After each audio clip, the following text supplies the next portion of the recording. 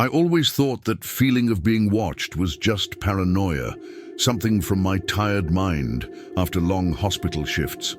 But I was wrong, so terribly wrong. It all started 3 weeks ago when I moved into the apartment. It was too cheap to be true. A one-bedroom in the city center with that ridiculous rent. The landlady, a woman in her 70s, barely looked me in the eyes during the visit. Her fingers trembled as she held the keys. "The last tenant left suddenly," she murmured. "Left everything behind." I should have paid attention to that tone of voice, should have noticed how her skin was too pale, almost translucent, how her eyes seemed empty, distant, as if looking through me and not at me. The building's elevator was another detail that should have alerted me. Whenever I entered, the lights would flicker.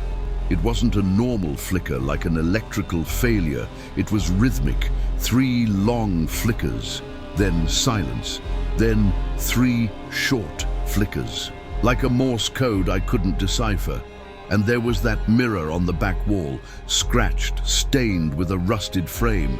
Every time I looked at it, my reflection seemed delayed, as if it took a fraction of a second longer to copy my movements. On the first night, I slept like a rock. Work exhaustion knocked me out as soon as my head hit the pillow. But on the second night, I woke up at 3:14 in the morning. I know the exact time because the digital clock on the nightstand glowed red in the darkness.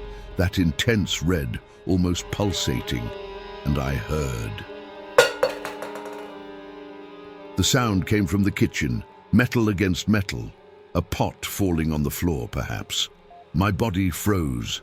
I lay there, eyes wide in the dark, heart racing.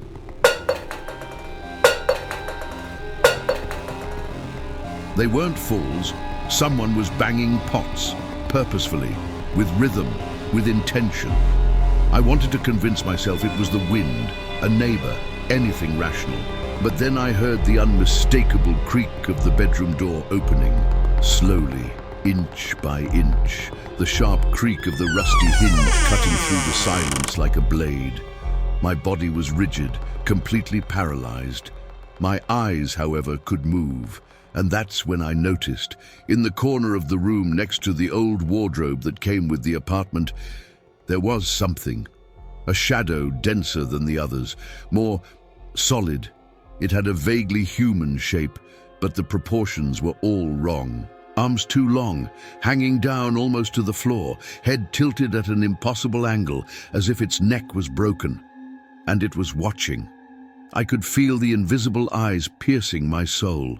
A chill went through my chest, not the chill of temperature, but that chill that comes from within, that freezes your bones and makes every cell in your body scream in primitive terror.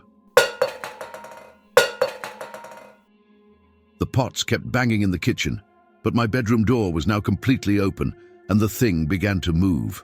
It was a slow, gliding movement. No sound of footsteps, no breathing, just a silent glide across the wooden floor that during the day creaked with my every movement. It approached the bed. Each inch seemed to last an eternity. The room was freezing now. My breath formed vapor clouds, but I couldn't breathe properly. Just those short, desperate gulps of air. My heart was pounding so hard I could hear it in my ears, a frantic drum of pure panic. The thing stopped beside the bed. It just stood there, still, watching. I felt when it leaned over me. A smell of mold, damp earth, and something metallic like old blood filled my nostrils. I wanted to vomit, but my body wouldn't respond. Then, with a movement that defied any physical law, its head rotated. It spun completely, 360 degrees, the non-existent bones cracking in a wet, disgusting sound. And when it faced me again, I saw the face. It wasn't a face, it was the absence of one. A black, deep void where features should be. But inside that void, there were eyes, dozens of them, hundreds maybe, small, luminous dots blinking in unsynchronized rhythms like 6 stars in a dead sky.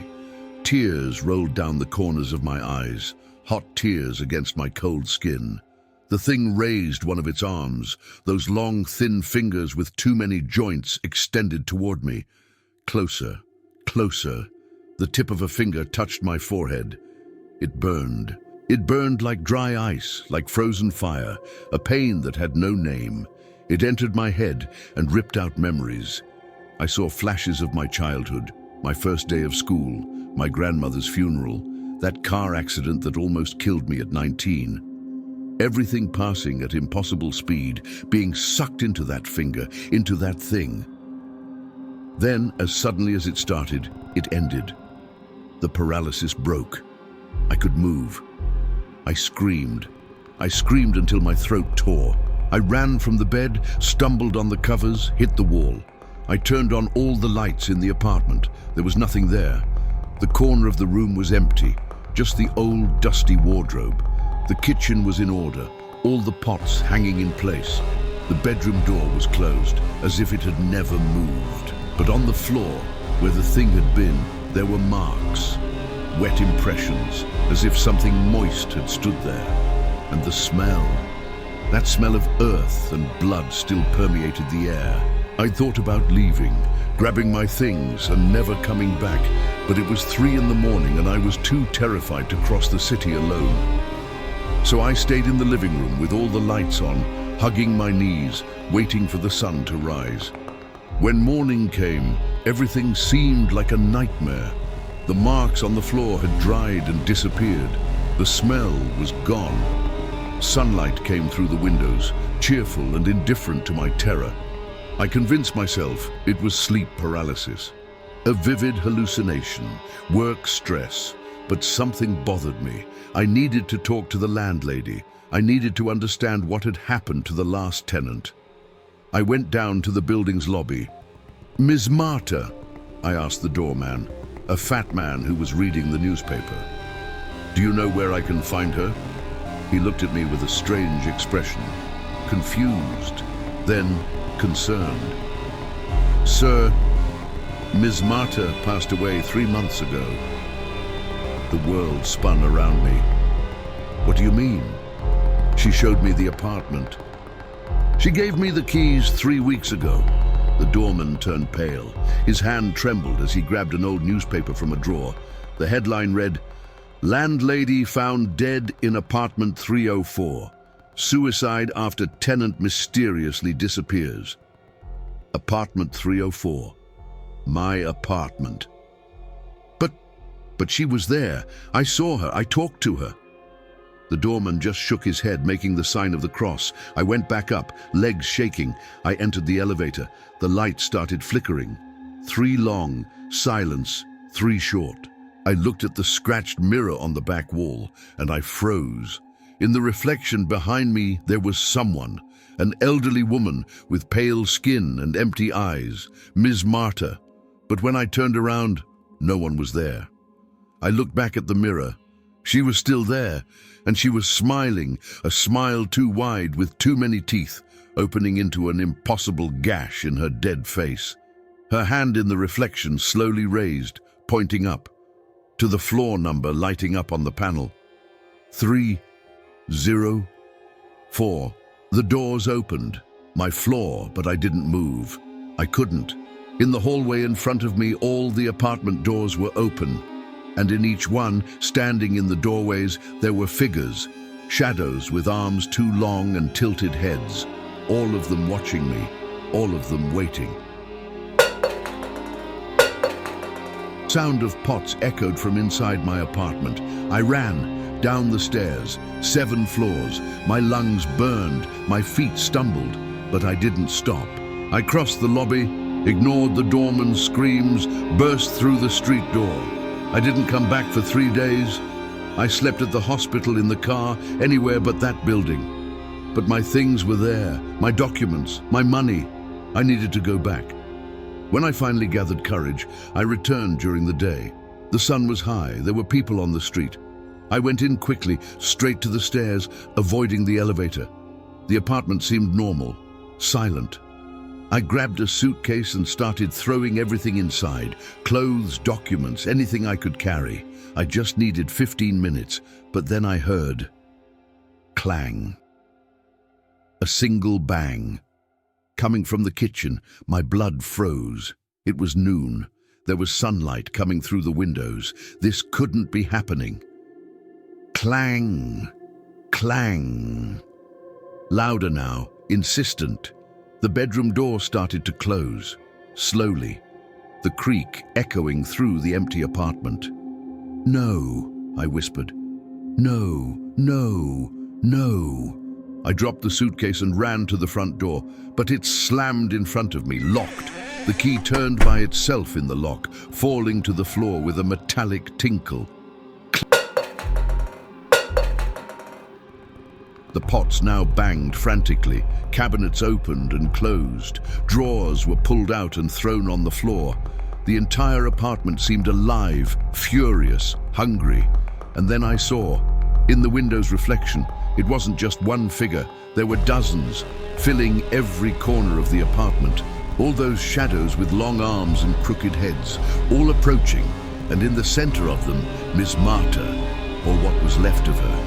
Her body floating a few inches above the floor, her head hanging back at a grotesque angle, her mouth open in a silent scream. "You can't leave," her voice echoed, but her lips didn't move. It was a sound that came from everywhere at once. "No one leaves. The apartment needs to feed. It always has. And I brought so many here. So many." The shadows advanced. I broke the window with a chair. I didn't care about the glass cutting my arms. 3rd floor. I could survive the fall. I had to try. But when I looked down, the street had disappeared. There was only darkness, a black, infinite void, with thousands of eyes shining in the depths. I woke up in bed, 3:14 in the morning, the red clock blinking. I had never left, never gone to the doorman, never discovered about Miss Marta. Everything had been a dream, or I was trapped in a cycle, or I was already dead and didn't know it. The bedroom door was open. Clang, clang, clang. They were all there, in the corner, in the hallway, beside the bed, waiting. This repeated every night, always at 3:14, always closer, always watching me with those impossible eyes, always touching my forehead with that cold finger, always stealing pieces of me. I started forgetting things, small things at first. My mother's name took a second longer to come to mind. Then my best friend's face became blurred in memory. Then important dates, places where I grew up, people I loved. It was consuming me, night after night, piece by piece. I tried not to sleep, but it's impossible to fight your own body for long. I tried to sleep with the lights on, but they would flicker and go out always at 3:14. I tried to leave the apartment at night, but always, somehow, I would wake up in bed, with it there, waiting. And the elevator. Every time I managed to get to it, the lights would flicker, and in the mirror, with each passing day, my reflection became paler, more translucent, more like Ms. Marta. Until one morning, I looked in the mirror and saw. My eyes were empty, my skin grey, and behind me in the reflection was myself, the real me, screaming silently, banging on the glass, trapped on the other side. I had switched places. Now I'm the one waiting in the apartment. I'm the one banging the pots at 3:14. I'm the one slowly opening doors, watching from the dark corner. And today, a new tenant is coming to see the apartment. A young man, tired, looking for a cheap place. I'm going to give him the keys. I'm going to murmur about the last tenant who left suddenly. And when he gets in the elevator, the lights will flicker. 3 long silence, 3 short. And in the scratched mirror, he'll see me, just for a second. Just enough to plant the seed of fear. The apartment is hungry again. And I need to feed it, always at 3:14, always. Distant sound of pots banging. And you, have you ever felt something watching you while you slept? If you enjoyed this story, leave your like and share it with that friend who's also afraid of the dark. And if you're brave enough, tell me in the comments, what was the most terrifying experience you've ever had in the middle of the night?